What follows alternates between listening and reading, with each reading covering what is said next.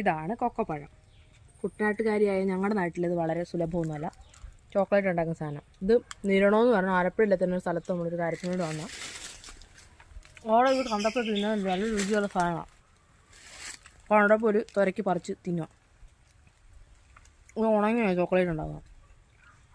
കുഞ്ഞിലെപ്പോഴും തിന്നിട്ടുണ്ട്, എല്ലാം ഞാൻ തിന്നിട്ടില്ല. ഇതിലൊരു കണക്കുണ്ടെന്ന് പറയതേ, അതുപോലെ ഇതിനും ഉണ്ടാവും കണക്ക്. കണ്ടോ, എല്ലാം അടുക്കി വെച്ചിരിക്കുന്നത് ഏതെങ്കിലും ഒരു പ്രത്യേക അനുപാതത്തിലായിരിക്കുമെന്ന് ഞാൻ വിശ്വസിക്കുന്നു. എനിക്കറിയത്തില്ല, എല്ലാത്തിനും ഒരു കണക്കുണ്ട്. പ്രകൃതിയിലെല്ലാത്തിനും ആ അനുപാതമാണ് കൊക്കക്കോട്ട്. അവിടെ രുചിയ.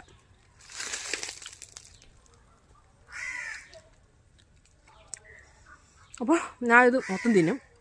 ഇതിൻ്റെ കുരു വിഴുങ്ങാൻ പറ്റത്തില്ല. വിഴുങ്ങി കഴിഞ്ഞ് കഴിഞ്ഞാൽ നാളെ രാവിലെ നല്ല രസമായിരിക്കും. അതുകൊണ്ട് ഇത് ഞാൻ മുഖത്ത് തിന്നട്ടെ. അപ്പോൾ ടാറ്റ ബൈ.